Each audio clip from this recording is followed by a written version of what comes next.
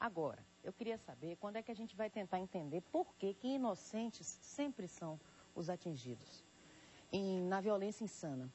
Aqui no Vale das Pedrinhas, na Federação, uma menina de 9 anos foi atingida por uma bala perdida ontem. A criança saiu, foi comprar material de limpeza na mercearia, perto de casa, quando de repente 3 homens começaram a atirar. Certamente briga de tráfico de drogas, né? Como confirma a polícia. Mais um inocente vítima da violência sem limites. Veja. Foi nesta travessa no nordeste de Amaralina que o jovem de 32 anos recebeu um tiro no peito.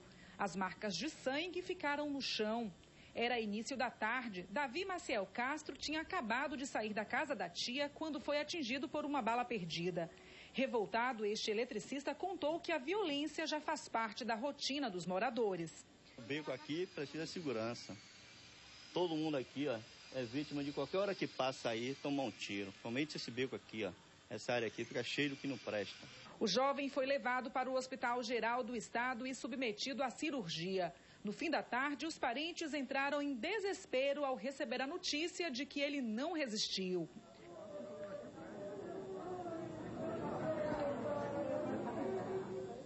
Abalados, os familiares não quiseram gravar entrevista, mas informaram que Davi iria oficializar o casamento com a companheira nesta segunda-feira.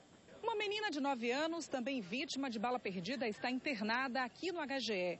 Durante um tiroteio entre traficantes rivais no Vale das Pedrinhas, ela foi atingida na perna. Os disparos foram dados contra Valdinei Silva, de 28 anos, que foi baleado no peito. Segundo a polícia, ele tem envolvimento com o tráfico de drogas. É mais uma vez esse maldito tráfico de drogas, porque as pessoas ficam insanas, né? Nessa briga, Diego Salviano, nosso produtor, está me informando que ontem foram registrados 10 homicídios aqui na capital. E durante a madrugada foram quantos?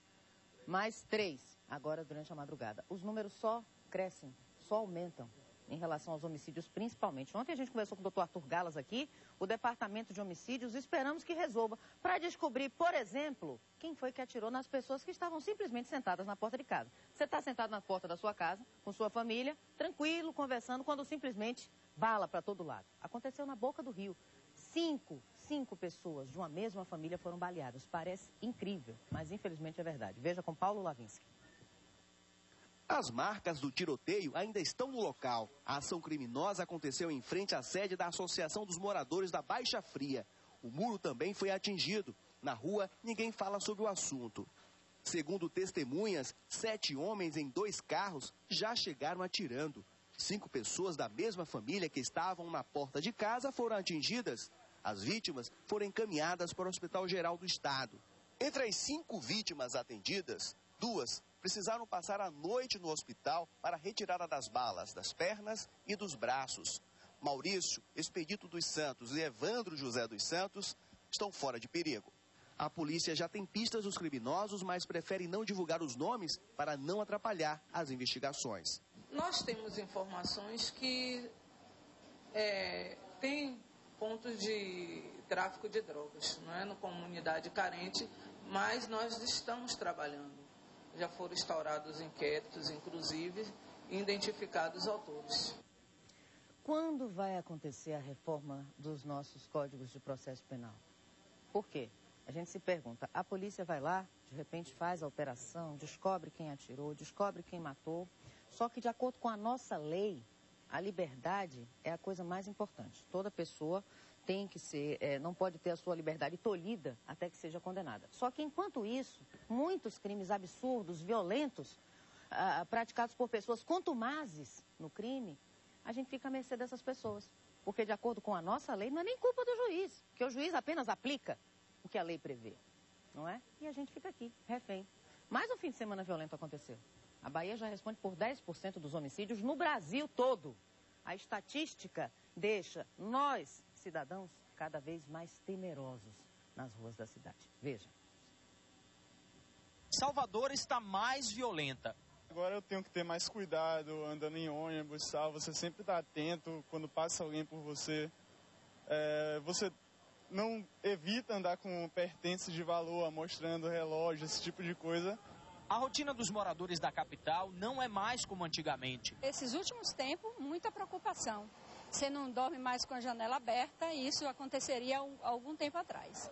A sensação de insegurança é traduzida em números. Só neste fim de semana, a Secretaria de Segurança Pública registrou 17 homicídios. Em janeiro foram 133, cerca de 5 assassinatos por dia. No bairro da Liberdade, o comerciante Rafael Liquini, de 46 anos, foi morto depois de reagir a um assalto, como mostram essas imagens exclusivas. 4 tiros. Em Valéria, Genival Bispo dos Santos, de 45 anos, foi baleado dentro de casa enquanto dormia. 2 homens invadiram o quarto dele, um tiro no peito. Na Estrada da Rainha, na Baixa de Quintas, um morador de rua foi espancado até a morte. Casos que chocam a população ocorrem com mais frequência entre a noite de sexta-feira e a madrugada de domingo. O tráfico de drogas pode não ser o único motivo dos assassinatos, como explica esta especialista em violência. O tráfico não deve ser negligenciado, pelo contrário, deve ser pensado e digamos assim, combatido. Mas não faz sentido que debitemos toda a explicação para o crescimento da violência e das mortes letais em razão do tráfico. É um pouco exagerada essa perspectiva. A polícia decidiu agir e garante mudar a estratégia de combate ao crime. Nós vamos atuar em conjunto com a Polícia Militar, no sentido de inibir que esses prováveis homicídios aconteçam e visando principalmente a elevação do índice de elucidação e de punição dessas pessoas. Pegar o gancho do doutor Arthur Galas, punição dessas pessoas. Repito, quando a nossa lei vai punir como tem que punir os responsáveis por atrocidades no nosso país. Temos inúmeros casos. Sabemos que quem tem dinheiro aqui pode ficar em liberdade até quando desejar. Se tiver dinheiro para pagar advogado, Pimenta Neves, lá em São Paulo, acesse o r7.com que você encontra informações. E por aí vai. Então, quando vamos modificar a nossa lei para que a gente também consiga ter uma sensação de punição maior em relação a esses crimes? Só pensar nisso já é um começo. Se você quiser escrever através do Que Horas São Prata, eu aceito. Nesse blog tem até uma entrevista com o doutor Davi Galo, falando sobre essa questão da impunidade. E não é só a impunidade que fomenta o crime, não. A desigualdade social, as discrepâncias que nós temos aqui no nosso país. No entanto, pelo menos no setor imobiliário, a gente já vê alguns ganhos nos últimos anos, sabe? Muita gente triplicou o número de financiamentos na Caixa Econômica, por exemplo, de 2009 para 2010. Então, está mais fácil comprar um imóvel que deveria ser um direito latente, né, de todo cidadão. Agora, em 31 de agosto, de 31 de agosto a 4 de setembro, tem no Centro de Convenções a 6ª edição do Salão de Negócios Imobiliários da Bahia. O maior evento do setor no Nordeste foi lançado ontem, veja aí. O projeto para este ano foi apresentado a associados e expositores. O 6º Salão de Negócios Imobiliários da Bahia é uma oportunidade de realizar o sonho da casa própria. Você tem reunido em um único espaço praticamente todos os empreendimentos que estão disponíveis no mercado. E todos os incorporadores, sempre durante o Salão Imobiliário, colocam novas atrações comerciais para que o cliente possa fazer negócio durante o salão. Então é uma oportunidade dele fazer pesquisa, dele comparar, dele fazer simulação do seu contrato de financiamento e finalmente ele adquirir o seu imóvel. Em 2010, o evento movimentou 440 milhões de reais em 5 dias. A expectativa para este ano é de um crescimento de 10%. Além de construtoras e incorporadoras, bancos oferecem financiamentos para facilitar a aquisição dos imóveis. O Salão Imobiliário será de 31 de agosto a 4 de setembro, no Centro de Convenções. Pois é, e agora a gente vai conversar com um advogado especialista em direito imobiliário para esclarecer dúvidas dos nossos telespectadores. Senhor Valdomiro Azevedo, bem-vindo, bom dia. Tá bem? Tudo bem. Melhor agora que vamos conversar com o senhor sobre essa aquisição que é o sonho, o desejo, a meta de todos os brasileiros. Cresceu 210% só no ano passado o número de contratos na Caixa Econômica de Financiamentos. Primeira pergunta para o senhor, de Gessé, de Piatã. Comprou um apartamento novo em Piatã, na planta, só que tem atraso. Ainda não foi entregue. O que fazer? Bem, nesse caso, o que acontece, o que a justiça oportuniza a pessoa é entrar com uma ação de indenização. Porque pela espera, indubitavelmente, ele pagou mais aluguéis, teve mais despesas. Isso tudo a justiça tem uma disposição de fazer ressarcir.